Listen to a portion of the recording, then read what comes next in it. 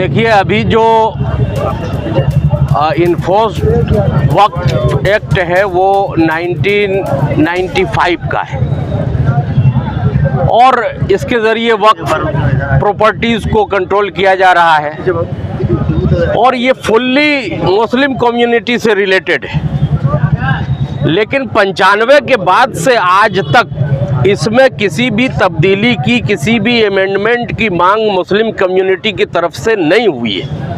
उसके बावजूद central government ये अमेंडमेंट एक्ट 2024 लेकर के आई है। हम समझते हैं कि सरकार की नीयत बिल्कुल साफ नहीं है, ये purely based on malicious intent है, ये अगेंस्ट है antithesis to the concept of article 25 of the Constitution of India है, जिसमें मजहबी आज़ादी के अधिकार दिए गए हैं। हमारे पूर्वज ने, आबाओ अजदाद ने मिल्ली और मजहबी उमूर के लिए जो प्रॉपर्टीज़ डोनेट की, जो वक्फ की, वो वक्फ के अंदर आती है।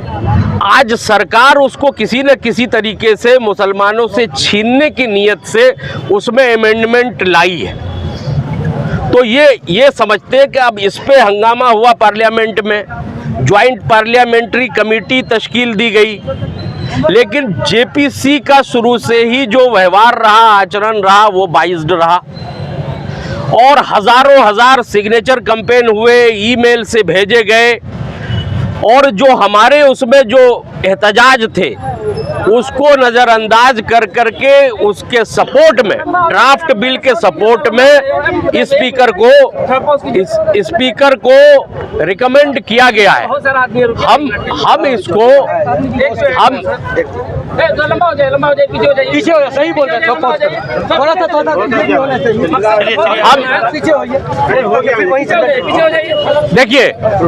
देखिए मामला ये है कि इसमें जो प्रोपोज्ड अमेंडमेंट है, इसमें दो चार चीजें ऐसी है जिसको हम किसी भी तरीके से कबूल नहीं कर सकते। एक तो ये है कि जो वक्फ ट्रिब्यूनल होता था उसमें जो डिस्प्यूटेड मैटर होते थे उसका फाइनल जजमेंट वक्फ ट्रिब्यूनल से होता था। अब इसमें अपीलेट अथॉरिटी का प्रोविजन शामिल किया गया है जो हमको कबूल नहीं है। दूसरी बात ये है कि इसमें जिला कलेक्टर को कुछ अननेसेसरी पावर वेस्ट किए गए हैं, क्योंकि कॉन्स्टिट्यूशन हमको अपने प्रॉपर्टी को अपने से गवर्न करने का, उसको रक्षा करने का, उसको कस्टोडियन की हैसियत से उसको देख रेख करने का अधिकार देता है। लेकिन इसमें अननेसेसरी कलेक्टर को पावर दे करके कभी भी उसकी इंक्वायरी करने, समीक्षा करने का इख्तियार दिया गया है और ये स्टेट गवर्नमेंट के अंदर के अथॉरिटी होते हैं।